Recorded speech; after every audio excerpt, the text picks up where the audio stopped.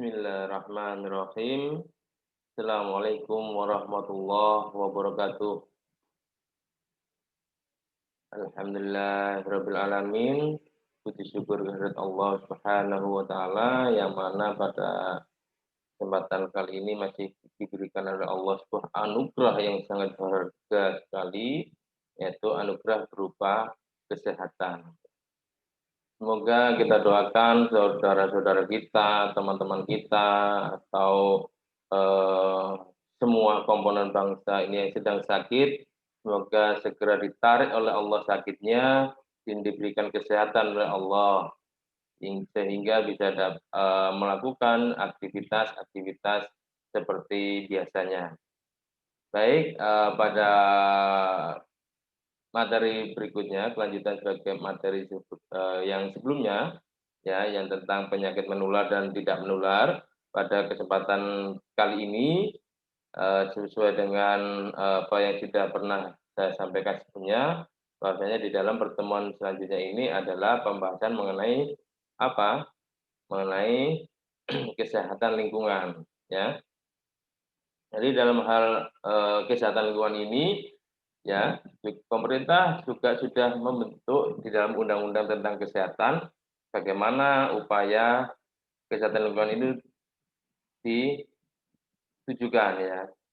Jadi upaya kesehatan lingkungan ini ditujukan untuk apa? Untuk mewujudkan kualitas kualitas lingkungan yang sehat, baik fisik, kimia, biologi maupun sosial yang memungkinkan setiap orang bisa mencapai derajat kesehatan yang setinggi-tingginya, ya. Di mana pemerintah, pemerintah daerah dan masyarakat, ya, ini harus menjamin apa? Menjamin ketersediaan lingkungan yang sehat dan tidak mempunyai resiko buruk bagi kesehatan, ya. Lingkungan yang sehat itu apa saja, ya? Lingkungan yang sehat itu mencakup lingkungan permukiman, ya, ada tempat kerja, tempat rekreasi, ya, serta tempat dan fasilitas umum lainnya, ya. Jadi paling tidak dalam lingkungan yang sehat itu, ya, bebas dari unsur-unsur yang dapat menimbulkan gangguan kesehatan. Apa itu? Yang hal-hal yang bisa mengganggu kesehatan, ya. Yang antara lain adanya limbah cair, limbah padat, limbah gas, ya, sampah yang tidak diproses dengan persyaratan yang telah ditetapkan pemerintah, ada binatang pembawa penyakit, ya, zat kimia yang berbahaya, kebisingan yang melebihi ambang batas, radiasi sinar pejin dan non pejin, ya, air yang tercemar, ya, ini tentu juga sangat berdampak pada kualitas kesehatan kita, ya, apabila air itu juga tercemar, ada juga udara yang tercemar, bahkan juga makanan yang terkontaminasi, ya. Jadi eh, bagaimana standar baku mutu kesehatan lingkungan tersebut, ya. Jadi mengenai standar baku mutu kesehatan lingkungan dan proses pengolahan limbah ini, ya, diatur di dalam peraturan pemerintah lebih lanjutnya, ya, karena undang-undang memerintahkan penerapan pengaturan itu di dalam peraturan pemerintah, ya. Selanjutnya ada lingkungan yang kesehatan kerja, ya. Kesehatan kerja ini bagian yang juga diatur dalam Undang-Undang tentang Kesehatan 36 tahun 2009, yaitu dimulai di dalam pasal 164 sampai 166, ya, yaitu mengenai bagaimana pengaruh buruk pekerja, ya, berlaku juga bagi kesehatan pada lingkungan TNI Polri, pengusaha wajib menjamin kesehatan kerja dan bantuan biaya sesuai dengan eh, perundang-undangan yang berlaku, ya. Hal ini untuk apa? Yaitu untuk melindungi pekerja agar hidup sehat dan terbebas dari gangguan kesehatan serta pengaruh buruk yang diakibatkan oleh pekerjaan. Nah, upaya apa? Upaya kesehatan kerja apa? Yaitu yang meliputi pekerja di sektor formal dan informal ya. Selain itu juga upaya kesehatan kerja ini berlaku bagi setiap orang selain pekerja yang berada di lingkungan tempat kerja ya. Selain itu juga upaya ini berlaku bagi kesehatan pada lingkungan Tentara Nasional ya TNI, Tentara Nasional Indonesia, baik itu yang ada di darat, laut maupun udara, serta di lingkungan Kepolisian Republik Indonesia atau Polri ya. Jadi pemerintah ini menetapkan standar kesehatan kerja di masing-masing unit itu ya. Jadi sedangkan di pengelola tempat kerja ini wajib menaati standar kesehatan kerja ya. Dan juga apa? Wajib menjamin lingkungan kerja yang sehat serta bertanggung jawab atas terjadinya kecelakaan kerja.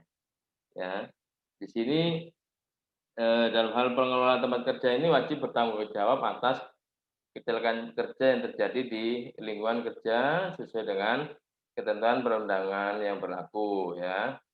Selain itu, pengelola tempat kerja ini wajib apa? Wajib juga melakukan segala bentuk upaya kesehatan melalui upaya pencegahan, peningkatan, pengobatan dan pemulihan bagi tenaga kerja. Ya. Dan kewajiban juga ada pada diri pekerja. Ya. Jadi pekerja ini juga wajib apa? Wajib menciptakan dan menjaga kesehatan tempat kerja yang sehat dan menaati peraturan yang berlaku di tempat kerja.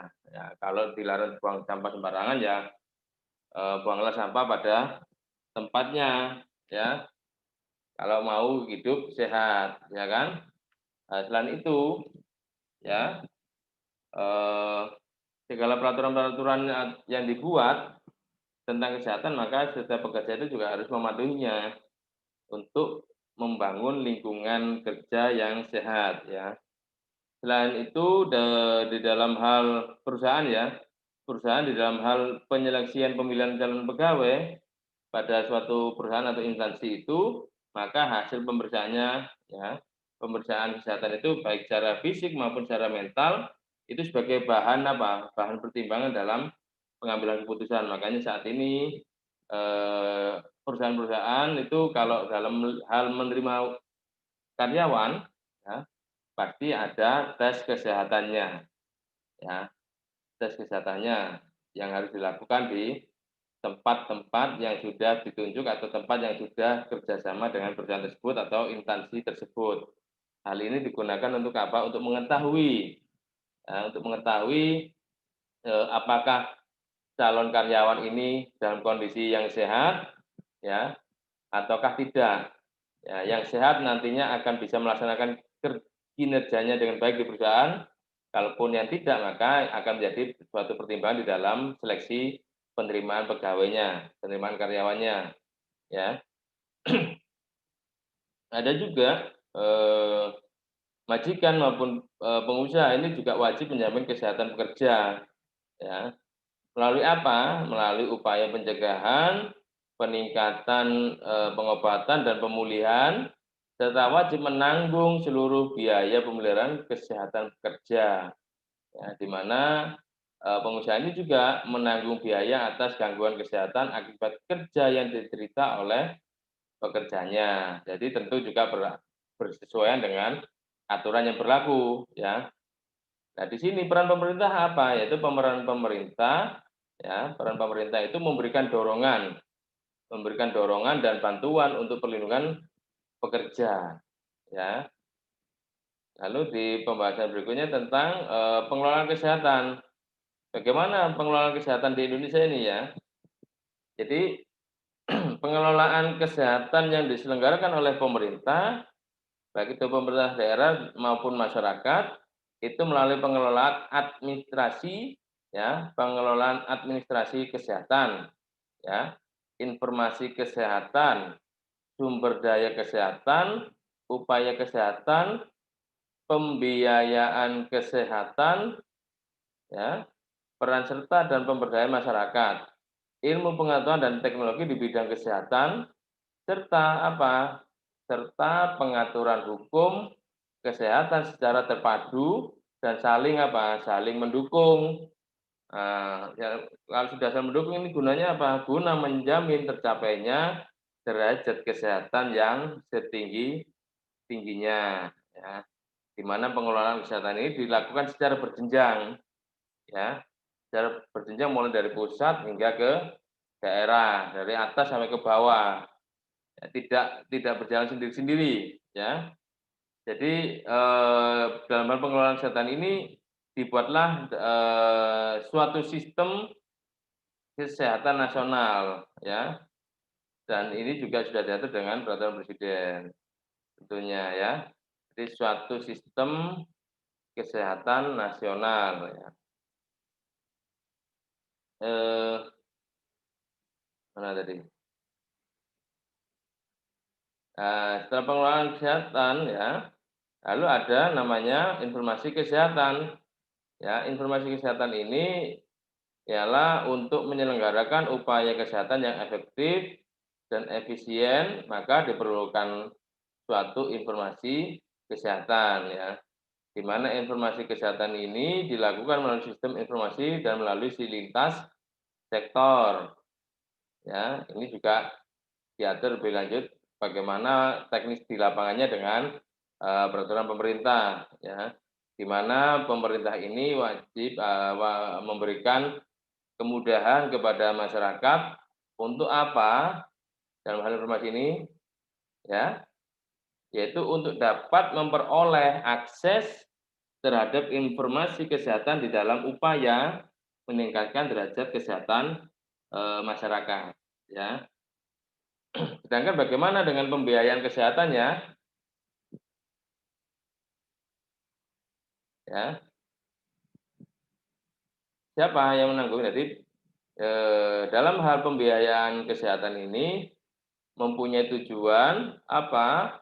Untuk menyediakan pembiayaan kesehatan yang berkesinambungan, ya, berkesinambungan dengan jumlah yang mencukupi, ya, dengan alokasi yang adil dan apa ya, bisa termanfaatkan, ya, bisa termanfaatkan secara hasil guna dan berdaya guna untuk menjamin terselenggaranya pembangunan kesehatan agar meningkatkan derajat kesehatan masyarakat, ya.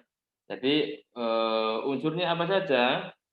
Unsur dalam pembiayaan kesehatan ini adalah paling tidak adalah dari sumber pembiayaannya itu dari mana, ya. Ada alokasinya untuk apa saja dan pemanfaatannya bagaimana, ya. Ada paling tidak ada 3 unsur ini, ya. Di mana dalam hal sumber pembiayaan kesehatan ini berasal dari pemerintah, pemerintah daerah, masyarakat, swasta maupun sumber lainnya, ya. Bagaimana dengan besar anggarannya? Ya. Jadi besar anggaran kesehatan pemerintah ini dialokasikan minimal sebesar 5% dari APBN di luar gaji, ya. Jadi 5% dari APBN. Sedangkan di dalam anggaran daerah, pemerintah daerah provinsi, kabupaten maupun kota itu dialokasikan minimal 10% dari anggaran APBD di luar gaji. Ya, gaji pegawai, ya, maksudnya gaji pegawai. Ya. Sedangkan di mana besaran anggaran kesehatan ini lebih diprioritaskan untuk apa?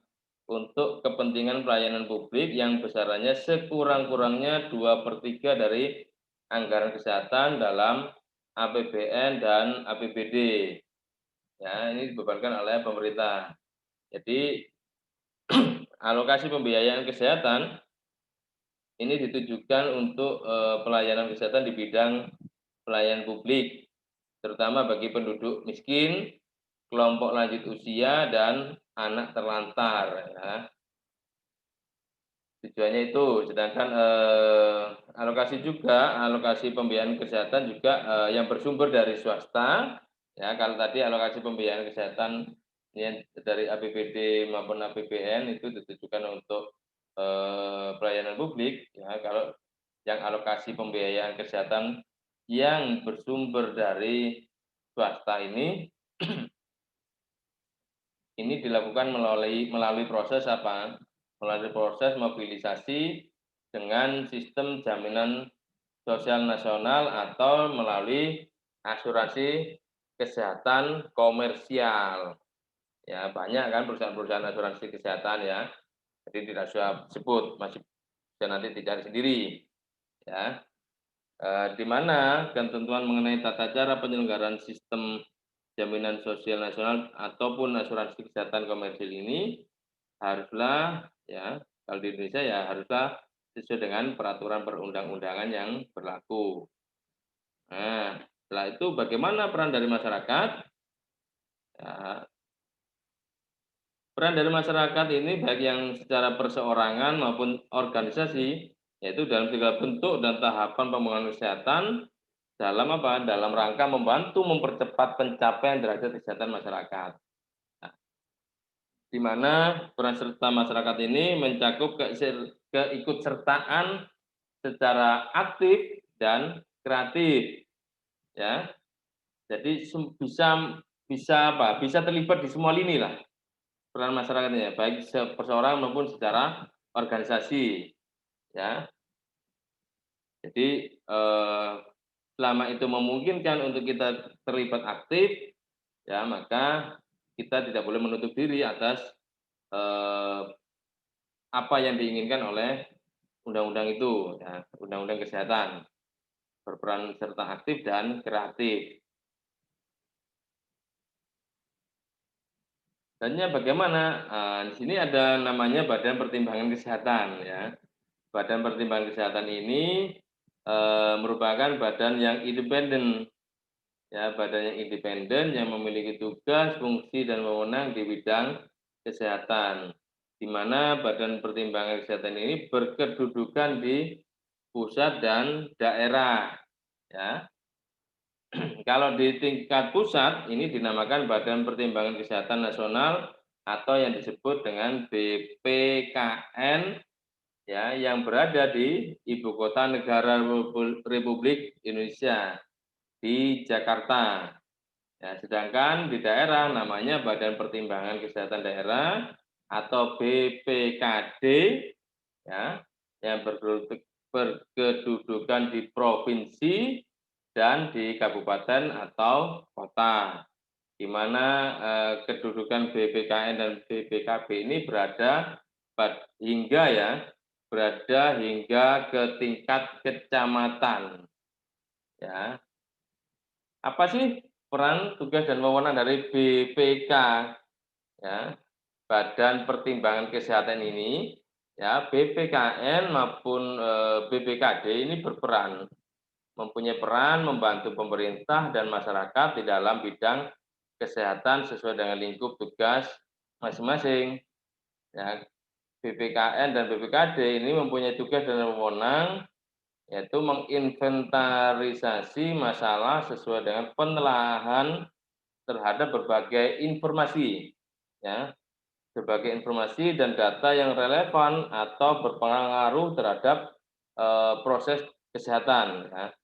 Memberikan masukan kepada pemerintah tentang sasaran pembangunan di bidang kesehatan tentunya, ya, bidang kesehatan selama apa? Selama 5 tahun, ya, menyusun strategi pencapaian dan prioritas kegiatan pembangunan kesehatan, ya. Memberikan masukan kepada pemerintah dalam mengidentifikasi dan menggerakkan sumber daya untuk pembangunan kesehatan, ya. Melakukan advokasi tentang alokasi dan penggunaan dana bagi semua sumber, ya, atas pemanfaatannya secara efektif, efisien, dan sesuai dengan strategi yang telah ditetapkan, ya. Berikutnya, BPKN maupun BPKD ini juga mempunyai tugas dan wewenang memantau dan mengevaluasi pelaksanaan pembangunan kesehatan dan merumuskan, mengusulkan tindakan korektif yang perlu dilakukan dalam pelaksanaan pembangunan kesehatan yang menyimpang, ya. Jadi BPKN maupun BPKD ini berperan membantu pemerintah dan masyarakat di dalam bidang kesehatan, di mana mengenai keanggotaan, susunan organisasi dan pembiayaannya ini diatur melalui peraturan presiden, ya. Nah, bagaimana dengan pembinaan dan pengawasan, ya? Pembinaan ini ya dilakukan oleh pemerintah dan pemerintah daerah terhadap masyarakat dan terhadap setiap penyelenggara kegiatan yang berhubungan dengan sumber daya kesehatan di bidang kesehatan dan upaya kesehatan, ya. Ini dimulai dari pasal 178 tentang pembinaan, ya. Nanti bisa dibaca, ada di bab ke-18 tentang pembinaan dan pengawasan. Nah, di situ bagaimana pembinaan itu diarahkan untuk apa? Untuk memenuhi 6 standar, ya, yaitu memenuhi kebutuhan setiap orang dalam memperoleh akses atas sumber daya di bidang kesehatan, menggerakkan dan melaksanakan penyelenggaraan upaya kesehatan, memfasilitasi dan menyelenggarakan fasilitas kesehatan dan fasilitas pelayanan kesehatan, memenuhi kebutuhan masyarakat untuk mendapatkan perbekalan kesehatan, termasuk termasuk persediaan farmasi dan alat kesehatan serta makanan dan minuman, ya.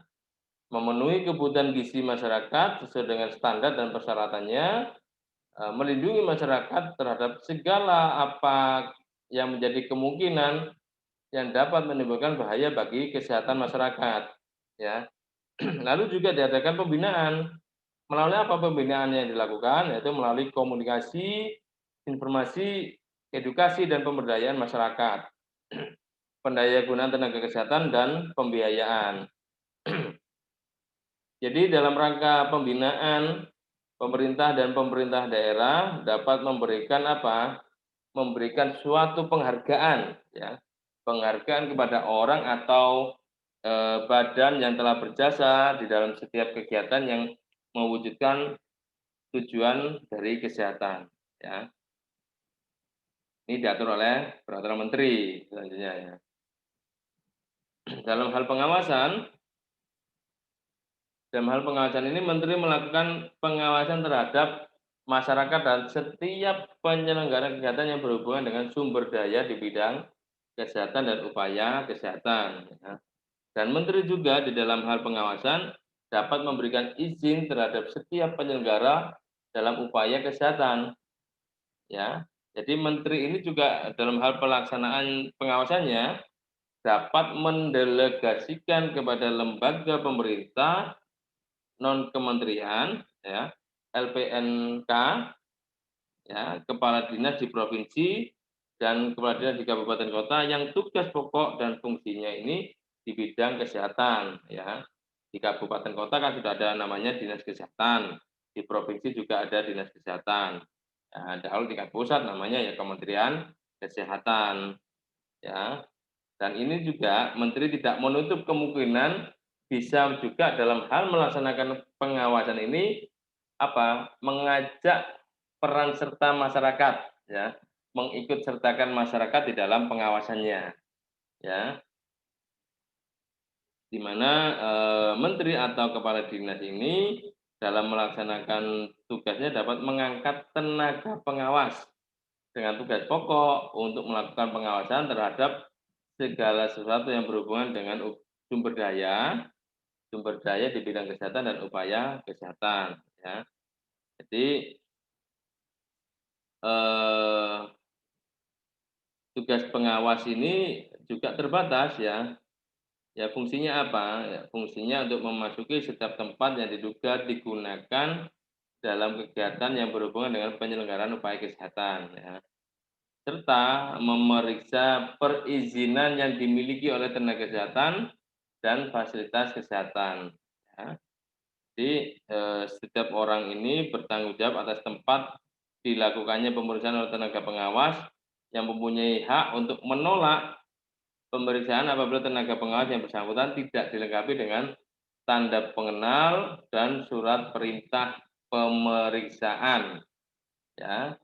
Apabila hasil pemeriksaan menunjukkan adanya dugaan, atau patut diduga, nah bahasa hukumnya itu ya, dugaan atau patut diduga adanya pelanggaran hukum di bidang kesehatan, tenaga pengawas ini wajib, ya, wajib melaporkan kepada penyidik sesuai dengan ketentuan yang berlaku, ya. Di mana, menteri, ya, menteri juga dapat mengambil tindakan administratif terhadap tenaga kesehatan dan fasilitas pelayanan kesehatan yang melanggar ketentuan. Ya, ketentuan yang berlaku ya tentunya ya. Lalu menteri juga dapat mendelegasikan kewenangan kepada lembaga pemerintah non kementerian, kepala dinas provinsi atau kabupaten kota yang tugas pokok dan fungsinya di bidang apa? Di bidang kesehatan ya. Dan tindakan administratif ini apa saja? Ya. Nah, ini ya. Tindakan administratifnya apa aja? Ini tindakan administratifnya ini berupa peringatan tertulis ya. Yang kedua, pencabutan izin sementara atau izin tetapnya dicabut ya. Nih, jadi ya tegas ini. Jadi tidak bisa apa namanya? Tidak bisa main-main, ini aturannya sudah sedemikian, ketatnya ya pengaturan terhadap, eee, apa ya, pengaturan terhadap pembangunan kesehatan masyarakat Indonesia, ya. Lalu di dalam, selanjutnya bagaimana tentang penyidikannya, ya. Penyidikannya ini dilakukan oleh penyidik Polisi Negara Republik Indonesia, ya. Kepada siapa? Kepada pejabat pegawai negeri sipil tertentu di lingkungan pemerintahan ya yang menyelenggarakan urusan di bidang kesehatan ya yang juga diberi wewenang khusus sebagai penyidik sebagaimana diatur dalam Undang-Undang Nomor 8 Tahun 1981 tentang hukum acara pidana untuk melakukan penyidikan tindak pidana di bidang kesehatan. Nah, ya. Lalu apa wewenang dari penyidik itu? Ya, wewenangnya adalah melakukan pemeriksaan atas kebenaran laporan serta keterangan tentang tindak pidana di bidang kesehatan. Ya. Yang kedua, melakukan pemeriksaan terhadap orang yang diduga melakukan tindak pidana di bidang kesehatan. Ya. Lalu apa? Meminta keterangan dan bahan bukti dari orang atau badan hukum sehubungan dengan tindak pidana di bidang kesehatan, ya. Melakukan pemeriksaan atas surat ataupun dokumen lain tentang tindak pidana di bidang kesehatan, melakukan pemeriksaan atau penyitaan bahan ataupun barang bukti dalam perkara tindak pidana bidang kesehatan, ya. Meminta juga bantuan ahli dalam rangka pelaksanaan tugas penyidikan, ya. Dan itu juga ya, penyidik berwenang apa? Berwenang menghentikan penyidikan apabila tidak terdapat cukup bukti yang membuktikan adanya tindak pidana di bidang kesehatan. Jadi kewenangan ini ya, ini dilaksanakan oleh penyidik sesuai dengan ketentuan yang berlaku di dalam Undang-Undang Hukum Acara Pidana Nomor 8 Tahun 1981. Ya. Nah, ini jadi nanti bisa dibaca sendiri bagaimana ketentuan pidana di dalam Undang-Undang 36 tahun 2009 yaitu terkait ketentuan pidananya ada diatur di dalam pasal 190 sampai 201. Ya. Lalu ada ketentuan peralihan, ya. Ketentuan peralihan ini, ya. Jadi bagaimana tentang peraturan pelaksanaan undang-undang ditetapkan 1 tahun sejak tanggal pengundangan, jadi peralihannya. Ya, dan juga di dalam pasal 203 Undang-Undang 36 2009 ini, sejak dinyatakan berlaku, maka semua pelaksanaan undang-undang yang sebelumnya ada, itu Undang-Undang Nomor 23 Tahun 92 tentang kesehatan, dinyatakan masih tetap berlaku sepanjang tidak bertentangan dengan Undang-Undang Nomor 36 Tahun 2009. Ya. Jadi itu, ya. Jadi dalam ketentuan penutup ini Undang-Undang 36 tahun 2009 ini mencabut, ya, Undang-Undang 23 tahun 92 tentang kesehatan dan menyatakan tidak berlaku lagi. Baik, itu yang bisa saya sampaikan tentang struktur, bagaimana struktur Undang-Undang Nomor 36 tahun 2009 tentang kesehatan. Ya, terima kasih atas perhatiannya, terima kasih atas waktunya. Saya cukupkan sampai di sini. Semoga kita sehat selalu dan terus berdoa kepada Allah agar kondisi Indonesia kembali seperti semula, seperti sedia kala, dengan masyarakat yang sehat dan bisa melaksanakan aktivitas normal lainnya. Saya akhiri, wassalamualaikum warahmatullahi wabarakatuh.